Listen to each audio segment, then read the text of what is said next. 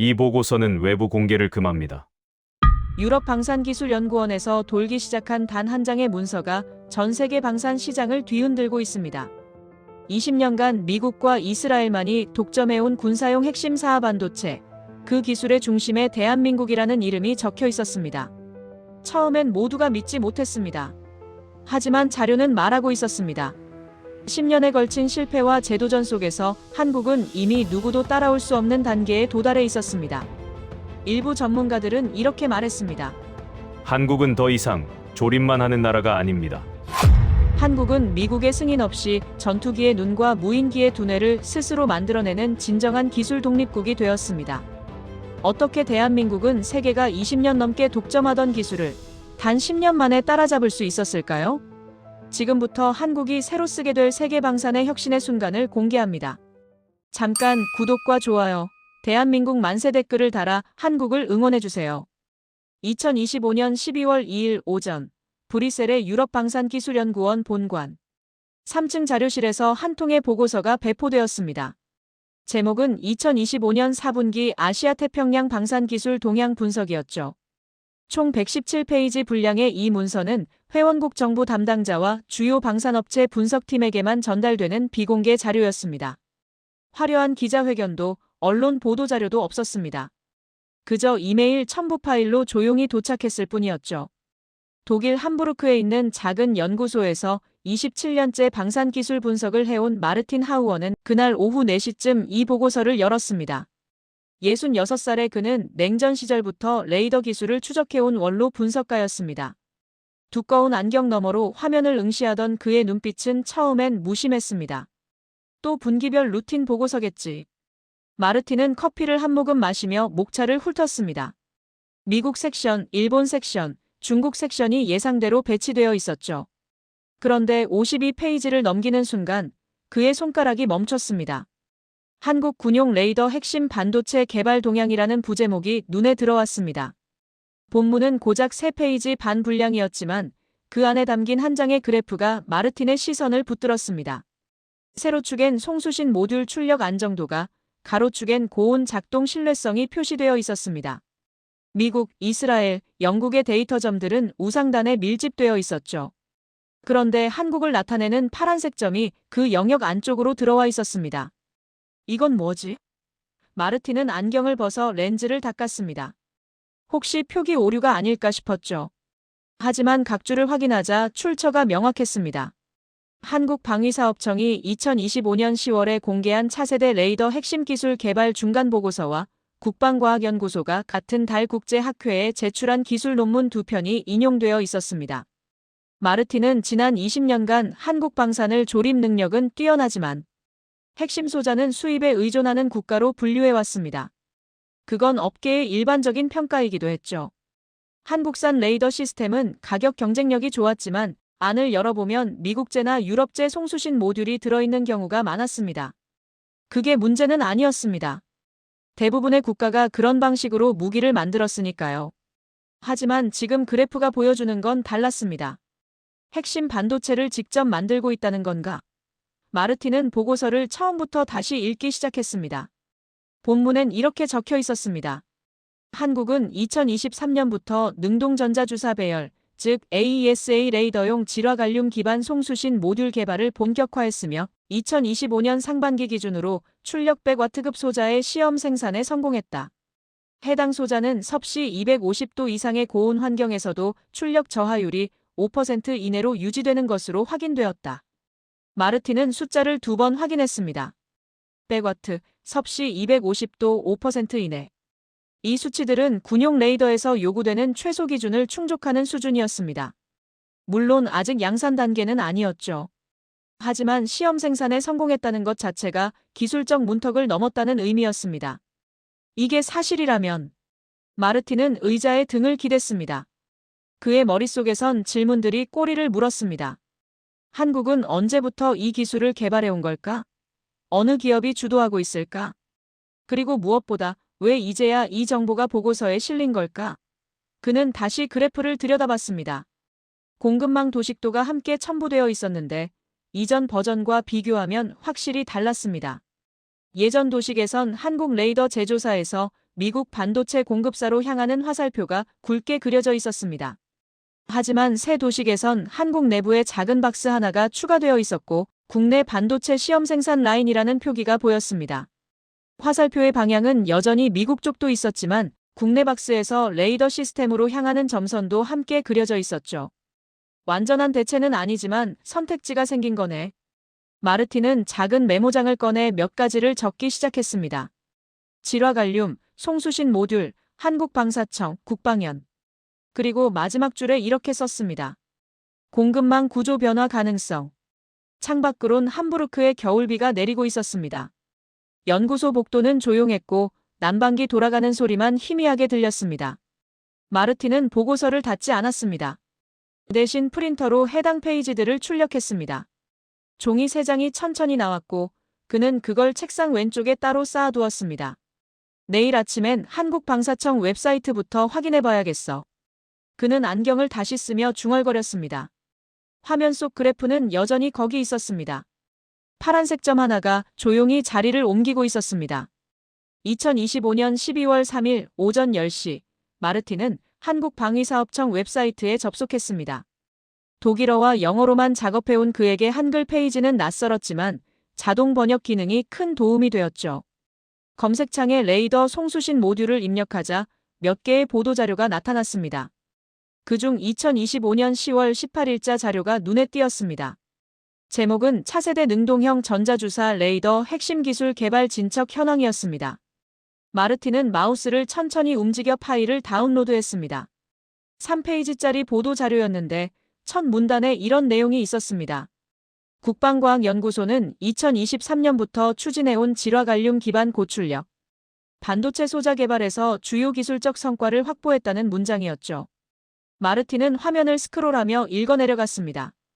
그런데 읽을수록 고개가 갸우뚱해졌습니다. 질화갈륨이라. 그는 책꽂이에서 두꺼운 기술 매뉴얼 한 권을 꺼냈습니다. 20년 전 미국 국방부가 발간한 군용 반도체 기술 기준서였습니다. 책장을 넘기다 192페이지에서 멈췄습니다. 질화갈륨 반도체에 대한 설명이 나왔죠. 질화갈륨은 실리콘보다 전자 이동 속도가 빠르고 고온에서도 안정적으로 작동하지만 제조 공정이 까다롭다. 특히 결정 결함을 줄이는 기술과 열 관리 설계가 핵심이다. 마르틴은 밑줄 그어진 부분을 다시 읽었습니다. 결정 결함, 열 관리. 이 두 가지는 수십 년간 미국과 이스라엘의 방산 업체들이 독점해온 기술 영역이었습니다. 유럽조차 자체 생산보다는 수입에 의존하는 경우가 많았죠. 한국이 이걸 돌파했다는 건가? 마르틴은 보도자료로 돌아가 세부 내용을 확인했습니다. 출력 100W급 송수신 모듈 시험품은 섭씨 250도 환경에서 연속 300시간 작동 시험을 통과했으며 위상 오차는 5도 이내로 제어되었다는 기록이 있었습니다. 마르틴은 계산기를 꺼냈습니다. 300시간은 12일하고도 반나절이 넘는 시간이었습니다. 군용 레이더는 전투 상황에서 장시간 가동되어야 하기 때문에 이런 내구성 시험은 필수였죠. 위상 오차 5도라. 마르틴은 작은 소리로 중얼거렸습니다. 레이더는 여러 개의 송수신 모듈이 동시에 전파를 쏘고받는 방식으로 작동합니다. 이때 각 모듈의 신호 위상이 정확히 맞아떨어져야 표적을 제대로 탐지할 수 있었죠. 5도 이내라는 건 매우 정밀한 수준이었습니다. 그는 의자를 뒤로 밀고 일어나 창가로 걸어갔습니다. 함부르크 항구가 내려다 보였습니다. 컨테이너선 몇 척이 천천히 움직이고 있었고 크레인들이 쉼없이 화물을 옮기고 있었죠. 마르틴은 팔짱을 낀 채 생각에 잠겼습니다. 이 기술을 확보하면 뭐가 달라지는 거지? 그의 머릿속에선 공급망 구조가 그려졌습니다. 지금까지 한국산 레이더를 수입하려는 나라들은 미국의 수출 승인을 함께 받아야 했습니다. 레이더 안에 미국제 핵심 부품이 들어가 있었기 때문이죠. 승인 절차는 빠르면 3개월, 길면 6개월 이상 걸렸습니다. 정치적 상황에 따라 거부되는 경우도 있었고요. 만약 한국이 자체 부품으로 레이더를 만들 수 있다면 마르틴은 다시 책상으로 돌아왔습니다. 그는 유럽방산기술연구원의 내부 데이터베이스에 접속해 지난 5년간 한국 무기 수출 관련 기록을 검색했습니다. 화면에 여러 건의 계약 사례가 나타났는데 그중 몇 건엔 수출 승인 지연이라는 메모가 붙어 있었습니다. 2022년 폴란드 자주포 계약 건도 그중 하나였습니다. 계약 체결 후 실제 인도까지 예상보다 4개월이 더 걸렸는데 이유는 화포통제 레이더에 들어가는 미국제 모듈 승인 때문이었죠. 결국 기술이 아니라 승인이 문제였던 거야. 마르틴은 키보드를 두드리며 메모를 작성했습니다. 그는 문득 20년 전 자신이 쓴 보고서 한 편이 떠올랐습니다. 제목은 방산 수출에서 부품 독립성의 중요성이었죠. 당시 그는 유럽 국가들이 미국 부품 의존도를 낮춰야 한다고 주장했습니다. 하지만 비용과 기술 장벽 때문에 실현되지 못했었습니다. 한국은 그 길을 가고 있는 건가? 마르틴의 시선이 다시 화면으로 향했습니다. 방사청 보도자료 마지막 부분엔 이런 문장이 있었습니다. 개발된 기술은 향후 국산 전투기, 함정용 레이더 등에 순차 적용될 예정이다. 마르틴은 안경을 벗어 렌즈를 닦았습니다. 렌즈엔 작은 얼룩이 몇 개 묻어 있었죠. 그는 천천히 닦아내며 생각을 정리했습니다. 질화갈륨 반도체 300시간 내구성, 위상 오차 5도. 이 숫자들은 단순한 실험실 성과가 아니었습니다. 실전 배치를 염두에 둔 수치였죠. 이건 시작 단계지만 방향은 분명해. 마르틴은 노트북을 닫고 창밖을 바라봤습니다. 함부르크의 하늘은 여전히 잔뜩 흐렸지만 그의 표정은 어제보다 진지했습니다. 호기심이 신중한 관심으로 바뀌고 있었죠. 2025년 12월 4일 오후 2시, 마르틴은 국방과학연구소 웹사이트의 영문 페이지를 열었습니다. 메뉴를 하나씩 확인하다가 연구성과 섹션에서 멈췄습니다. 2025년 발표 논문 목록이 나타났는데 그중 한 편의 제목이 시선을 끌었죠. 고출력 질화갈륨 반도체 소자의 열관리 최적화 기법이라는 논문이었습니다. 저자 명단엔 국방연 연구원 4명과 국내 반도체 기업 연구원 2명의 이름이 함께 올라 있었습니다. 마르틴은 논문 초록을 읽기 시작했습니다. 본 연구는 질화갈륨 기반 고주파 증폭기에서 발생하는 열 집중 문제를 해결하기 위해 다층 방열 구조를 설계했으며 섭씨 300도 환경에서도 출력 저하 없이 작동하는 것을 확인했다는 내용이었습니다. 마르틴은 마우스를 멈추고 화면을 응시했습니다. 섭씨 300도. 이틀 전 본 보도자료에선 250도였는데 이제는 300도까지 올라갔습니다. 기술이 빠르게 진전되고 있어. 그는 논문 발표 날짜를 확인했습니다. 2025년 9월 23일이었죠. 그러니까 2달 전쯤 이미 이 수준의 기술이 확보되어 있었다는 뜻이었습니다. 마르틴은 의자를 뒤로 젖히고 천장을 바라봤습니다. 형광등 불빛이 희미하게 깜빡이고 있었습니다. 그의 머릿속에선 질문이 꼬리를 물었습니다. 한국은 대체 언제부터 이 기술을 준비해온 걸까? 그는 다시 키보드를 두드렸습니다. 검색어는 한국 AESA 레이더 개발 이력이었습니다. 몇 개의 자료가 나왔는데 그중 방위사업청이 2019년에 발간한 중기 국방기술 개발 로드맵이라는 문서가 눈에 띄었습니다. 마르틴은 파일을 내려받아 열었습니다.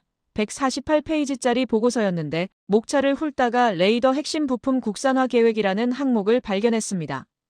해당 페이지로 넘어가자 이런 문장이 나왔습니다. 2023년부터 2027년까지 송수신 모듈 핵심 반도체 기술 확보를 목표로 하며 단계별 시험 생산을 통해 양산 체계를 구축한다. 마르틴은 형광펜으로 그 부분을 표시했습니다. 2019년에 이미 계획이 세워져 있었고 2023년부터 본격 개발에 들어갔다는 뜻이었죠. 지금은 2025년이니까 개발 시작 후 2년 정도 지난 시점이었습니다. 2년 만에 시험 생산까지 갔다고? 마르틴은 고개를 가로저었습니다. 보통 이런 기술은 5년에서 7년은 걸립니다. 미국의 경우도 초기 연구부터 양산까지 평균 6년 이상 소요됐었죠. 그는 다시 문서를 읽어 내려갔습니다. 그런데 다음 페이지에 흥미로운 표가 하나 있었습니다. 기존 기술 축적 현황이라는 제목의 표였는데 한국이 그동안 개발해온 레이더 관련 기술들이 연도별로 정리되어 있었습니다. 2008년부터 2018년까지 함정용 레이더, 전투기용 레이더, 미사일 추적 레이더 등 다양한 프로젝트가 나열되어 있었죠. 마르틴은 표를 찬찬히 살펴봤습니다. 각 프로젝트마다 부분 국산화 또는 해외 기술 도입이라는 주석이 달려 있었습니다. 그러다 2015년 항목에서 눈길이 멈췄습니다. KFX AESA 레이더 개발, 송수신 모듈 일부 국산화 성공이라는 기록이었습니다. 일부 국산화라. 마르틴은 손가락으로 화면을 톡톡 두드렸습니다. 완전한 국산화는 아니었지만 그때부터 기술을 쌓아왔다는 의미였습니다. 그는 계산기를 꺼내 연도를 따져봤습니다. 2015년부터 2025년까지 10년입니다. 10년 동안 조금씩 기술을 축적해온 거였죠. 단숨에 이룬 게 아니었어.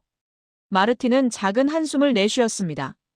그의 표정엔 놀라움보다는 이해가 섞여 있었습니다. 유럽 국가들도 비슷한 과정을 거쳤었으니까요. 다만 한국은 그 속도가 빨랐을 뿐이었습니다. 그는 다시 방사청 웹사이트로 돌아가 최근 보도 자료들을 검색했습니다. 2025년 11월 5일자로 국산 전투기 AESA 레이더 성능 개량 완료라는 제목의 자료가 올라와 있었습니다. 내용을 읽어보니 기존 레이더의 송수신 모듈 중 일부를 국산 제품으로 교체했고 탐지거리가 15% 향상되었다는 내용이었습니다. 교체했다는 건 이미 실전 배치 가능한 수준이란 뜻이야. 마르틴은 메모장에 새로운 항목을 추가했습니다. 기술 축적 10년, 실전 적용 시작. 그는 펜을 놓고 창밖을 바라봤습니다. 함부르크 항구의 크레인들이 여전히 움직이고 있었습니다. 컨테이너 하나가 천천히 들어 올려지고 있었죠. 마르틴은 문득 그 광경이 한국의 기술 개발 과정과 닮았다는 생각이 들었습니다. 한 번에 큰 것을 들어 올리는 게 아니라 작은 부품 하나하나를 쌓아가는 방식이었죠. 이제 한국을 단순 조립국으로 분류할 순 없겠어. 마르틴은 노트북 화면 속 한국 방사청 로고를 바라봤습니다. 그의 눈빛엔 관심을 넘어선 재평가가 담겨 있었습니다.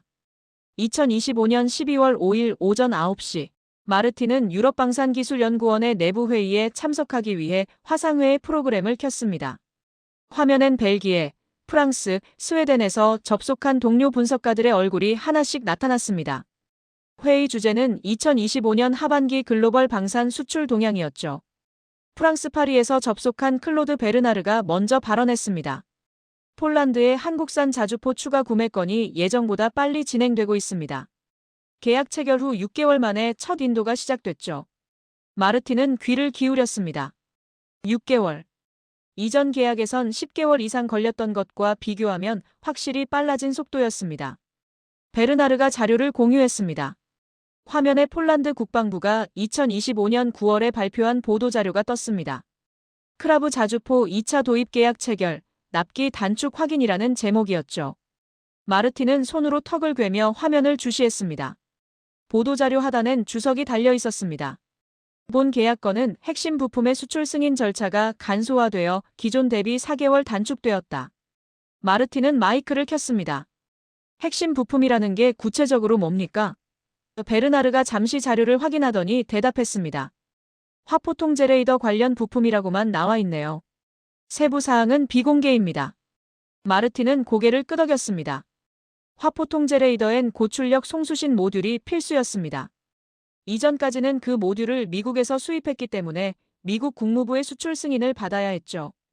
절차가 복잡했고 시간도 오래 걸렸습니다. 혹시 국산 부품으로 대체한 건 아닐까요? 마르틴의 질문에 회의실이 잠시 조용해졌습니다. 스웨덴에서 접속한 잉그리드가 입을 열었습니다. 한국이 자체 반도체를 쓴다는 얘기인가요? 아직 그 정도 수준은 아닐 텐데요. 마르틴은 지난 사흘간 모아둔 자료를 화면에 공유했습니다. 방사청 보도자료, 국방연 논문, 기술 개발 로드맵이 차례로 나타났습니다. 잉그리드는 화면을 들여다보더니 입을 다물었습니다. 베르나르가 작게 휘파람을 불었습니다. 시험 생산까지 갔다고요? 마르틴은 조용히 대답했습니다. 네, 그리고 일부는 이미 실전 배치 단계에 들어간 것 같습니다. 회의는 예정보다 30분 더 진행되었습니다. 참석자들은 한국의 기술 진전이 방산 수출 구조에 어떤 영향을 미칠지 논의했습니다. 특히 제3국 수출에서 미국 승인 절차가 걸림돌이었던 사례들이 하나씩 거론되었죠. 회의가 끝난 뒤 마르틴은 혼자 남아 과거 기록을 뒤졌습니다. 2022년 폴란드 계약건을 다시 열어봤습니다. 당시 계약서 부속 문서엔 이런 문장이 있었습니다. 레이더 핵심 모듈은 미국 기업 제품을 사용하며 수출 허가는 한국 정부가 별도 신청한다. 마르틴은 그 문장에 형광펜을 그었습니다. 결국 문제는 기술 수준이 아니었습니다. 한국산 레이더의 성능은 이미 검증되어 있었죠. 문제는 부품 하나 때문에 제3자의 허락을 받아야 한다는 구조 자체였습니다. 이게 진짜 제약이었어. 마르틴은 작은 소리로 중얼거렸습니다. 그는 2020년에 있었던 또 다른 사례를 떠올렸습니다. 한국이 중동 국가에 대공 레이더를 수출하려 했을 때 미국 의회에서 우려를 표명했던 일이었죠. 결국 계약은 성사됐지만 승인 절차에만 7개월이 소요됐습니다. 당시 중동 국가 국방부 관계자가 언론 인터뷰에서 이렇게 말했었습니다. 기술적으론 문제가 없었지만 정치적 절차가 너무 길었다. 마르틴은 그 인터뷰 기사를 찾아 다시 읽었습니다. 기사 말미엔 한국방사청 대변인의 논평도 실려 있었습니다. 핵심 부품의 국산화를 통해 이런 불확실성을 줄여나갈 계획이다. 2020년 논평이었습니다. 그리고 지금은 2025년이었죠. 5년이 지난 지금 그 계획이 실제로 진행되고 있었습니다. 마르틴은 의자에 몸을 기댔습니다. 창밖으론 함부르크의 겨울 해가 낮게 떠 있었습니다. 오후 4시쯤 되면 벌써 어두워지는 계절이었죠. 그는 손가락으로 책상을 톡톡 두드리며 생각을 정리했습니다. 한국은 단순히 더 좋은 레이더를 만들려는 게 아니었습니다. 남의 허락 없이 수출할 수 있는 구조를 만들려는 거였죠. 기술 개발의 목표가 성능 향상만이 아니라 공급망 독립이었던 겁니다. 이해가 되네. 마르틴은 작게 고개를 끄덕였습니다. 그의 표정엔 이해를 넘어선 공감이 묻어났습니다. 유럽도 비슷한 고민을 해왔으니까요. 미국 부품에 의존하면 기술적으론 편하지만 수출할 때마다 눈치를 봐야 했습니다. 한국은 그 문제를 정면으로 해결하려 하고 있었습니다. 마르틴은 노트북을 닫고 창밖을 바라봤습니다. 항구의 컨테이너선들이 천천히 움직이고 있었습니다. 그는 문득 그 배들이 실어 나르는 게 단순한 화물만이 아니라는 생각이 들었습니다. 기술도 독립성도 함께 실려가는 거였죠. 2025년 12월 6일 오후 3시, 마르틴은 국방과학연구소가 2024년 12월에 발간한 AESA 레이더 기술 개발 백서를 다운로드했습니다. 324페이지 분량의 이 문서는 연구소 창립 50주년 기념으로 제작된 기술 자료집이었죠. 마르틴은 목차를 훑다가 송수신 모듈 국산화 과정의 기술적 도전이라는 장을 발견했습니다. 그는 해당 페이지로 넘어갔습니다.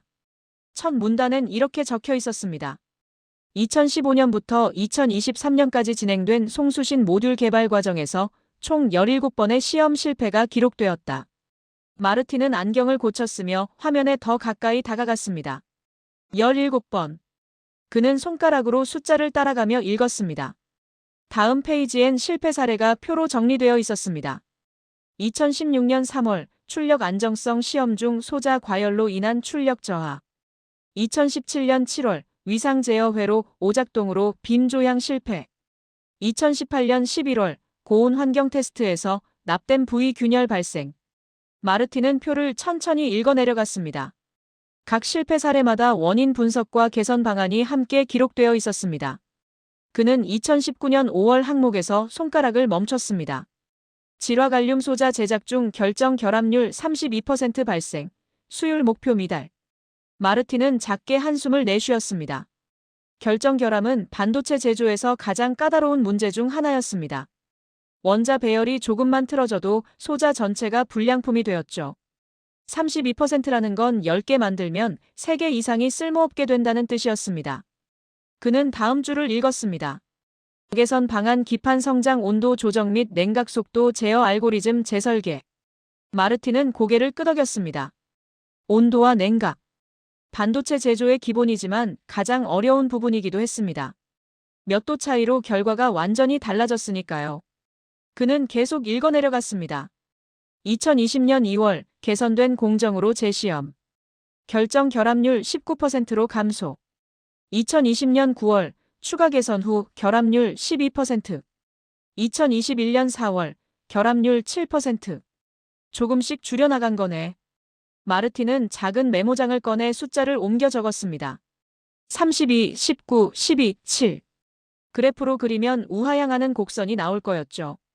하지만 그 곡선 뒤엔 수백 번의 시험과 수정이 숨어 있었습니다. 다음 섹션엔 열 관리 시스템 개발 과정이 나왔습니다. 마르틴은 첫 문장을 읽었습니다. 초기 설계안에서는 구리 기반 방열판을 사용했으나 실제 작동 시 중심부 온도가 섭씨 350도를 초과하며 소자 손상이 발생했다. 마르틴은 펜으로 350도의 동그라미를 그었습니다. 질화갈륨은 고온에 강한 소재였지만 350도는 한계를 넘는 수준이었습니다. 장시간 노출되면 소자 내부 구조가 변형되었죠. 백선은 계속 이어졌습니다. 구리 방열판을 다이아몬드 복합재로 교체 후 중심부 온도 280도로 감소. 하지만 제조 비용이 기존 대비 4배 증가. 마르틴은 눈썹을 치켜 올렸습니다. 4배. 기술적으론 해결됐지만 경제성 문제가 생긴 거였습니다. 그는 다음 페이지를 넘겼습니다. 이후 다층 구조 방열 시스템 개발을 통해 구리와 세라믹을 조합, 온도는 260도로 유지하면서 비용은 2배 수준으로 절감. 결국 타협점을 찾았구나. 마르틴은 조용히 중얼거렸습니다. 기술 개발은 늘 이런 식이었습니다. 이상적인 방법과 현실적인 방법 사이에서 균형을 찾는 과정이었죠. 그는 책상 위에 놓인 커피잔을 들어 한 모금 마셨습니다. 커피는 이미 식어 있었습니다. 창밖으론 함부르크의 저녁 어둠이 내려앉고 있었습니다. 가로등 불빛이 하나둘 켜지기 시작했죠. 마르틴은 다시 백서로 돌아갔습니다. 다음 장엔 반복 시험 일지라는 제목이 붙어 있었습니다. 2018년부터 2023년까지 진행된 출력 안정성 시험 기록이 날짜별로 나열되어 있었죠. 마르틴은 숫자들을 따라가며 읽었습니다. 시험 횟수만 232회였습니다. 각 시험마다 출력값, 온도, 작동 시간이 기록되어 있었습니다. 초반엔 출력이 들쭉날쭉했지만 회차가 거듭될수록 그래프가 안정화되는 게 보였습니다. 232번. 마르틴은 작게 읊조렸습니다. 일주일에 한 번씩 해도 4년 반이 걸리는 횟수였습니다. 실제론 더 자주 했을 겁니다. 주말도 반납하고 명절도 반납하며 데이터를 쌓았겠죠. 마르틴은 백서의 마지막 섹션으로 넘어갔습니다. 기술 축적의 교훈이라는 제목이었습니다. 첫 문단엔 이런 문장이 있었습니다. 본 개발 과정은 단기간의 성과보다 체계적 실패 분석과 지속적 개선의 중요성을 보여주었다. 마르틴은 그 문장을 다시 읽었습니다. 체계적 실패 분석. 그는 자신이 27년간 유럽 방산 기술을 분석하며 본 수많은 프로젝트들을 떠올렸습니다. 성공한 프로젝트엔 언제나 두꺼운 실패 기록이 밑바탕에 깔려 있었습니다. 화려한 결과 뒤엔 지루한 반복과 좌절이 숨어 있었죠. 마르틴은 의자를 뒤로 젖히고 천장을 바라봤습니다. 형광등 불빛이 희미하게 깜빡이고 있었습니다. 그는 한국의 연구원들을 상상했습니다. 실험실에서 17번째 실패를 기록하며 고개를 떨구었을 그들을. 하지만 다음 날 아침이면 다시 실험대 앞에 섰을 그들을. 이게 진짜 기술이야. 마르틴은 작게 말했습니다. 그의 목소리엔 공감을 넘어선 존중이 담겨 있었습니다. 2025년 12월 9일 오전 10시, 마르틴은 한국산업통상자원부가 11월 27일에 발표한 2025년 방산 소재부품 산업 현황 보고서를 열었습니다. 보고서 표지엔 민군협력기술개발성과 분석이라는 부제가 붙어 있었죠. 마르틴은 목차를 확인하며 스크롤을 내렸습니다. 58페이지에 질화갈륨 반도체 생산 기업 현황이라는 섹션이 보였습니다. 그는 해당 페이지로 이동했습니다. 첫 단락엔 참여기업 목록이 나와 있었습니다. 대기업 2곳, 중견기업 4곳, 중소기업 7곳. 총 13개 기업이 질화갈륨 관련 기술 개발에 참여하고 있다는 내용이었습니다. 마르틴은 기업명을 하나씩 확인했습니다. 대기업 2곳은 이미 알고 있던 반도체 제조사였습니다. 하지만 중견기업과 중소기업 명단은 처음 보는 이름들이었죠. 마르틴은 그중 한 기업의 이름을 메모했습니다. 솔리드 파워테크라는 중견기업이었습니다. 보고서엔 이 회사가 고주파 증폭기용 질화갈륨 소자 시험 생산 라인을 2024년 6월부터 가동 중이라고 적혀 있었습니다. 마르틴은 인터넷 검색창에 회사명을 입력했습니다. 회사 웹사이트가 나타났고 회사 소개 페이지를 클릭했습니다. 직원수 213명, 설립 연도 2011년. 주요 사업 분야는 통신용 고주파 부품 제조였습니다. 마르틴은 연역 탭을 눌렀습니다. 2023년 9월 국방과학연구소와 질화갈륨 소자 공동개발 협약 체결. 2024년 3월 시험 생산 라인 구축 착수. 2024년 6월 첫 시험품 생산 성공. 중견기업이 직접 만들고 있어. 마르틴은 작게 중얼거렸습니다. 그는 다시 산업부 보고서로 돌아갔습니다. 다음 페이지엔 중소기업 중 한 곳의 사례가 상세히 소개되어 있었습니다. HRF 시스템즈라는 회사였죠.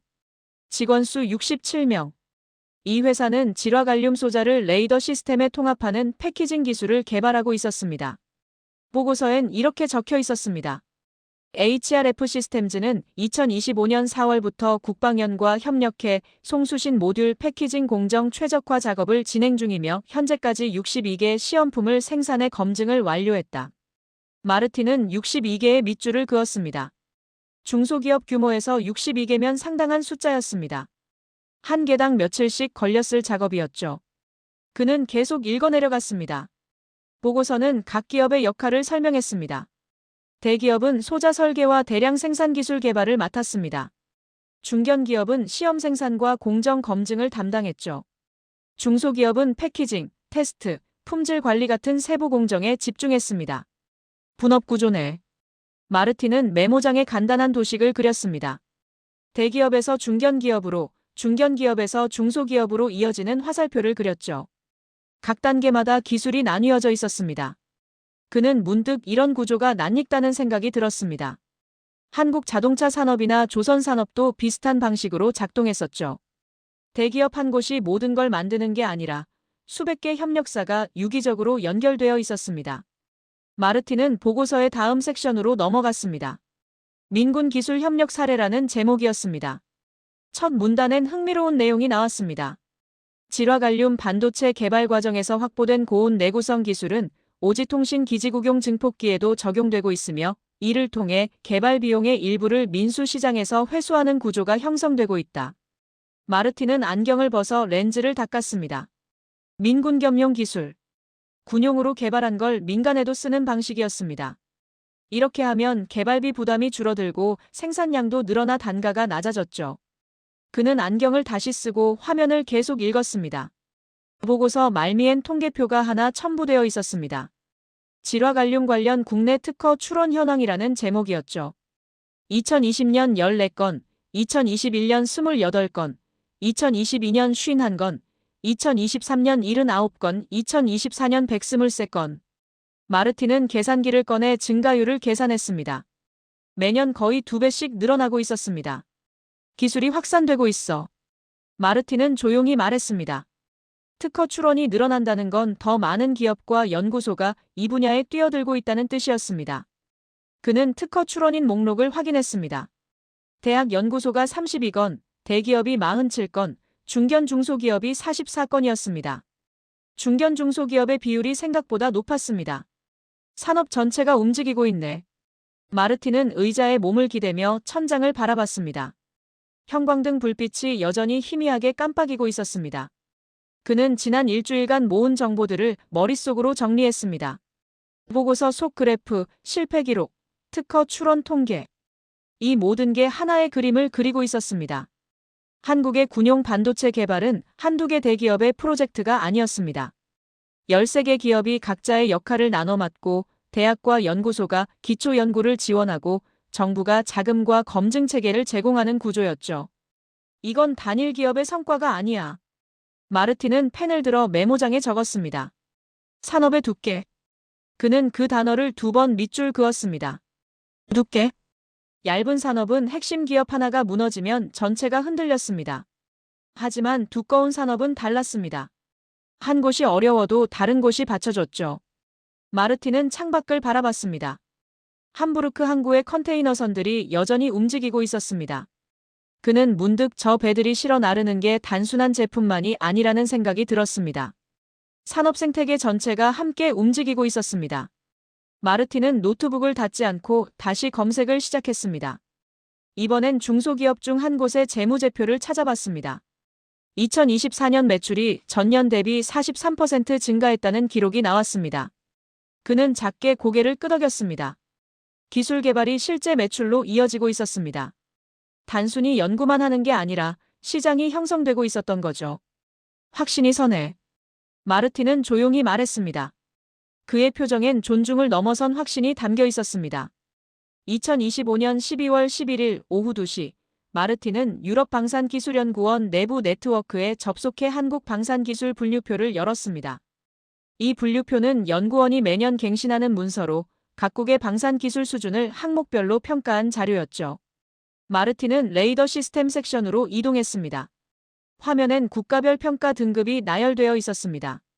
미국 A+, 이스라엘 A, 영국 A-, 프랑스 B+, 그리고 한국은 B였습니다. 평가 항목 옆엔 짧은 주석이 달려 있었습니다. 시스템 통합 능력 우수, 핵심 소자 수입 의존. 마르틴은 마우스 커서를 한국 항목 위에 올렸습니다. 그는 잠시 망설이다가 수정 요청 버튼을 클릭했습니다. 팝업창이 떴고 수정 사유를 입력하는 칸이 나타났습니다. 마르틴은 키보드에 손을 올렸습니다. 2025년 현재 한국은 질화갈륨 기반 송수신 모듈 시험 생산을 완료했으며 일부 제품은 실전 배치 단계에 진입했습니다. 핵심 소자 국산화가 진행 중이므로 기존 평가를 재검토해야 합니다. 그는 입력을 마치고 제출 버튼을 눌렀습니다. 시스템이 요청을 접수했다는 메시지가 떴죠. 마르틴은 의자에 몸을 기대며 한숨을 내쉬었습니다. 27년간 방산 기술을 분석해오면서 한 나라의 분류를 수정 요청한 건 이번이 처음이었습니다. 다음 날인 12월 12일 오전 11시, 마르틴은 연구원 동료들과 화상회의를 했습니다. 의제는 2026년 방산기술 분류표 개정안이었습니다. 회의가 시작되자 벨기에 브뤼셀에서 접속한 카를로스가 먼저 발언했습니다. 마르틴이 제출한 한국 레이더 기술 재평가건을 검토했습니다. 제출된 자료를 보니 실제로 상당한 진전이 있는 것 같습니다. 화면엔 마르틴이 첨부한 자료들이 하나씩 표시되었습니다. 방사청 보도자료, 국방연 논문, 산업부 보고서, 특허 출원 통계. 카를로스가 계속 말했습니다. 특히 산업 생태계가 형성되어 있다는 점이 주목할 만합니다. 대기업부터 중소기업까지 13곳이 참여하고 있고 민군 겸용 구조도 갖춰져 있습니다. 프랑스 파리에서 접속한 베르나르가 질문했습니다.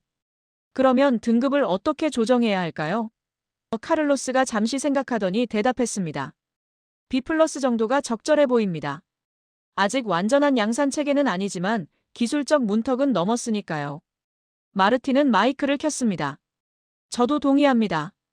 다만 주석은 수정되어야 합니다. 그는 화면을 공유하며 새로운 문구를 제안했습니다.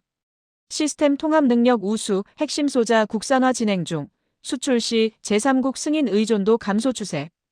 회의실이 잠시 조용해졌습니다. 스웨덴에서 접속한 잉그리드가 천천히 말했습니다. 이 문구가 들어가면 의미가 완전히 달라지네요. 베르나르가 고개를 끄덕였습니다. 맞습니다. 단순히 기술 수준만 평가하는 게 아니라 공급망 구조 변화까지 반영하는 거니까요. 마르틴은 조용히 대답했습니다. 그게 핵심입니다. 한국은 더 좋은 레이더를 만들려는 게 아니라 독립적으로 공급할 수 있는 구조를 만들고 있습니다. 회의는 1시간 넘게 진행되었습니다. 참석자들은 자료를 검토하고 다른 국가들과 비교하며 평가 기준을 논의했습니다. 잉그리드가 한 가지 우려를 제기했습니다. 하지만 아직 양산 단계는 아니잖아요. 시험 생산과 양산은 다른 문제입니다. 마르틴은 고개를 끄덕이며 대답했습니다. 맞습니다. 하지만 폴란드 계약건에서 이미 납기가 4개월 단축됐다는 건 일부 부품이 실제로 적용되고 있다는 증거입니다. 시험 생산 단계를 넘어섰다고 봐야 합니다. 카를로스가 추가 자료를 공유했습니다. 제가 어제 확인한 바로는 루마니아도 한국산 레이더 도입을 검토 중인데 이번엔 수출 승인 절차가 주요 고려사항이 아니라고 합니다. 베르나르가 눈썹을 치켜 올렸습니다. 그건 큰 변화네요. 작년만 해도 수출 승인이 항상 걸림돌이었는데 마르틴은 메모장을 펼쳐 기록했습니다. 루마니아 사례, 수출 승인 절차 비중 감소. 이런 변화들이 하나씩 쌓이면서 한국의 위치가 달라지고 있었습니다. 결국 오후 1시쯤 결론이 났습니다. 한국의 레이더 기술 등급을 B+로 상향 조정하고 주석은 마르틴이 제안한 문구로 수정하기로 했죠. 카를로스가 마지막으로 말했습니다. 이 변경사항은 2026년 1월 발행 예정인 분류표에 반영됩니다. 회의가 끝난 뒤 마르틴은 혼자 남아 분류표를 다시 열어봤습니다. 아직 수정되기 전 버전이었지만 그는 머릿속으로 새로운 버전을 그려봤습니다. 한국이 B+로 올라간 표. 그 옆엔 핵심 소자 국산화 진행 중이라는 문구가 붙을 거였습니다. 분류표의 위치가 바뀌는 거야. 마르틴은 작게 중얼거렸습니다. 분류표는 단순한 평가 문서가 아니었습니다. 유럽 각국 정부와 방산업체들이 구매 결정을 내릴 때 참고하는 자료였죠. 한국이 B+로 올라간다는 건 더 이상 가격 경쟁력 국가로만 보이지 않는다는 뜻이었습니다. 센서와 핵심 소자를 함께 공급하는 국가로 인식되기 시작하는 거였습니다. 마르틴은 자신의 오래된 노트를 꺼냈습니다. 2018년에 작성한 메모가 하나 있었습니다. 한국의 강점 빠른 납기, 합리적 가격, 기술 지원. 약점 핵심 부품 수입 의존, 제3국 승인 필요. 7년 전 메모였습니다. 그는 펜을 들어 약점 부분에 작은 글씨로 추가했습니다. 2025년 현재 개선 진행 중. 마르틴은 창밖을 바라봤습니다. 함부르크의 하늘은 여전히 잔뜩 흐렸지만 항구의 크레인들은 멈추지 않고 움직이고 있었습니다. 컨테이너가 하나씩 실려나가고 배들이 천천히 출항 준비를 했죠. 그는 문득 자신이 지난 일주일간 추적해온 이야기가 단순한 기술 발전 이상이라는 걸 깨달았습니다. 한국은 조용히 자신의 위치를 옮기고 있었습니다. 누군가의 허락을 기다리는 자리에서 스스로 결정하는 자리로. 남의 부품으로 만드는 나라에서 자기 부품으로 만드는 나라로. 마르틴은 지난 12월 2일 처음 보고서를 열었던 순간을 떠올렸습니다. 그때 그는 무심했습니다. 또 분기별 루틴 보고서겠지라고 생각했었죠. 하지만 지금은 달랐습니다. 그의 시선이 바뀌었습니다. 호기심에서 시작해 신중한 관심으로, 다시 이해로, 공감으로, 존중으로, 확신으로 이어졌습니다. 그리고 지금은 인정이었습니다. 마르틴은 노트북 화면 속 한국 항목을 바라봤습니다. 아직은 비었지만 곧 B+로 바뀔 그 자리를. 그는 문득 이 변화가 단순히 등급 하나가 올라가는 문제가 아니라는 걸 알았습니다. 방산 시장에서 한국을 바라보는 시각 자체가 달라지는 순간이었죠. 조용히 바뀌고 있었어. 그는 작게 말했습니다. 화면 속 파란색 점이 그래프 안에서 천천히 자리를 옮기고 있었습니다. 요란하지 않게 하지만 분명하게. 2025년 12월 13일 오전 9시 마르틴은 연구소 책상에 앉아 지난 10하루 동안 모은 자료들을 펼쳐놓았습니다. 유럽방산기술연구원 보고서, 한국방사청 보도자료, 국방연 논문, 산업부 통계, 특허 출원 기록.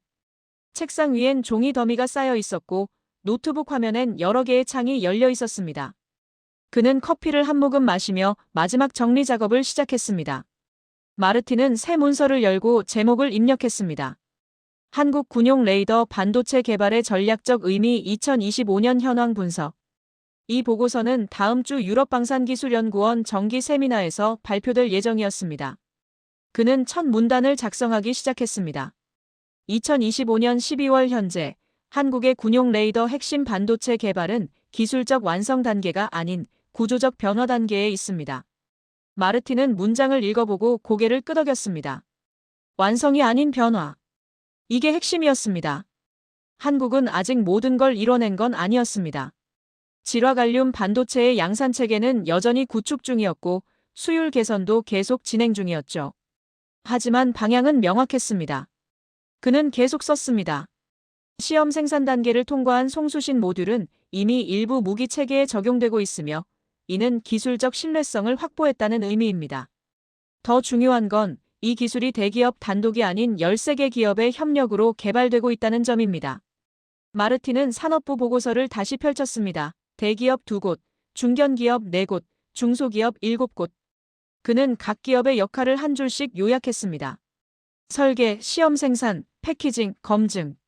퍼즐 조각들이 맞춰지듯 산업 생태계가 작동하고 있었습니다. 그는 다음 섹션으로 넘어갔습니다. 공급망 구조의 변화. 이 부분이 가장 중요했습니다. 마르틴은 폴란드 계약 사례를 다시 확인했습니다. 2022년 계약은 10개월 이상 소요, 2025년 계약은 6개월로 단축. 4개월 차이였습니다. 그는 문서에 적었습니다. 납기 단축의 주요 원인은 핵심 부품 수출 승인 절차 간소화입니다. 이는 한국이 자체 부품을 사용하기 시작했다는 의미이며 제3국 승인 의존도가 실질적으로 감소하고 있음을 보여줍니다. 마르틴은 잠시 타이핑을 멈추고 창밖을 바라봤습니다. 함부르크의 겨울 아침은 여전히 어두웠습니다. 오전 9시인데도 하늘엔 구름이 잔뜩 끼어 있었고 가로등이 아직 꺼지지 않고 있었죠. 그는 다시 화면으로 돌아왔습니다. 다음 섹션은 기술 축적 과정의 교훈이었습니다. 마르틴은 국방연 백서에서 본 실패 기록들을 떠올렸습니다. 17번의 시험 실패, 232회의 반복 시험, 결정 결합률을 32%에서 7%로 줄이기까지의 과정. 그는 키보드를 두드렸습니다. 본 개발 과정에서 주목할 점은 체계적인 실패 분석과 지속적 개선입니다. 2015년부터 2025년까지 10년간 축적된 데이터는 단순한 시행착오가 아닌 계획된 학습 과정이었습니다. 마르틴은 문장을 다듬으며 생각했습니다. 10년. 한 세대가 걸린 시간이었습니다. 그 시간 동안 연구원들은 매일 실험실에 출근했고 데이터를 기록했고 실패를 분석했습니다. 화려한 성과 발표 없이 조용히 일했죠. 그는 다음 문단을 썼습니다. 이런 접근 방식은 서구의 급진적 혁신 모델과 다릅니다. 한국은 단기간에 돌파구를 찾기보다 점진적 개선을 통해 신뢰성을 확보하는 전략을 택했습니다. 마르틴은 자신이 27년간 본 수많은 방산 프로젝트들을 떠올렸습니다. 성공한 프로젝트들에는 공통점이 있었습니다. 화려한 발표보다 지루한 반복이, 단기 성과보다 장기 계획이 밑바탕에 깔려 있었죠. 한국도 그 길을 걷고 있었습니다. 오전 11시쯤 마르틴은 보고서의 마지막 섹션에 도달했습니다. 전망과 평가. 그는 신중하게 문장을 골랐습니다. 2025년 12월 현재 한국의 군용 반도체 개발은 완성 단계가 아닙니다. 양산 체계 구축, 수율 개선, 비용 절감 등 해결해야 할 과제가 여전히 남아 있습니다. 마르틴은 잠시 멈췄습니다. 너무 부정적으로 들릴까 걱정됐습니다. 하지만 사실을 써야 했습니다. 그는 계속 이어갔습니다. 하지만 방향성은 명확합니다. 한국은 더 이상 핵심 소자를 전적으로 수입에 의존하지 않으며 공급망 독립성을 확보하는 중입니다. 이는 단순한 기술 발전이 아닌 방산 수출 구조의 근본적 변화를 의미합니다. 마르틴은 그 문장을 2번 읽었습니다. 근본적 변화. 맞는 표현이었습니다. 한국은 조용히 자신의 위치를 바꾸고 있었습니다. 누군가의 부품으로 만드는 나라에서 자기 부품으로 만드는 나라로. 남의 허락을 기다리는 나라에서 스스로 결정하는 나라로. 그는 마지막 문단을 작성했습니다. 유럽방산기술연구원은 2026년 발행 예정인 기술 분류표에서 한국 레이더 기술 등급을 B+로 상향 조정하기로 결정했습니다. 이는 한국이 시스템 통합뿐 아니라 핵심 소자 개발 능력도 보유한 국가로 인정받았음을 의미합니다. 마르틴은 보고서를 저장하고 파일 이름을 확인했습니다. 한국 군용 레이더 반도체 개발 현황 분석 2025년 12월. 그는 파일을 연구원 내부 네트워크에 업로드했습니다. 다음 주 세미나 자료실에 올라갈 거였습니다. 마르틴은 의자를 뒤로 젖히고 깊게 숨을 내쉬었습니다. 지난 열하루가 주마등처럼 스쳐 지나갔습니다. 12월 2일, 무심하게 열었던 보고서. 그래프 속 파란색 점 하나. 호기심이 생겼고 자료를 찾기 시작했죠. 기술 백서를 읽으며 실패의 기록들을 발견했습니다. 산업부 보고서에서 13개 기업의 협력 구조를 확인했습니다. 폴란드 계약에서 납기 단축을 목격했습니다. 그리고 어제 분류표 수정을 결정했습니다. 마르틴은 책상 위에 펼쳐진 자료들을 정리하기 시작했습니다. 종이들을 차곡차곡 쌓고 노트북 창들을 하나씩 닫았습니다. 그러다 12월 2일에 처음 프린트했던 3장의 종이를 발견했습니다. 유럽방산기술연구원 보고서에서 뽑았던 한국 항목 페이지들이었죠. 그는 그중 한 장을 들어 다시 읽었습니다. 한국 군용 레이더 핵심 반도체 개발 동향. 그래프엔 여전히 파란색 점이 찍혀 있었습니다. 미국, 이스라엘, 영국의 점들 사이에 끼어 있는 작은 점이었죠. 마르틴은 작게 미소 지었습니다. 처음 이 점을 봤을 땐 의아했습니다. 한국이 저기까지 올라왔다고. 하지만 지금은 이해했습니다. 저 점은 하루아침에 만들어진 게 아니었습니다. 10년간의 축적, 17번의 실패, 232회의 시험, 13개 기업의 협력. 그 모든 게 쌓여서 만들어진 결과였습니다. 마르틴은 종이를 책상 서랍에 조심스럽게 넣었습니다. 그리고 창밖을 바라봤습니다. 함부르크 항구의 크레인들이 여전히 움직이고 있었습니다. 컨테이너를 싣고 배를 채우고 세계 각지로 보내고 있었죠. 그는 문득 저 컨테이너 중 일부엔 한국산 레이더가 실려 있을 거라는 생각이 들었습니다. 그 레이더 안엔 이제 한국산 반도체가 들어가기 시작했겠죠. 조용히, 요란하지 않게. 마르틴은 노트북을 닫고 일어섰습니다.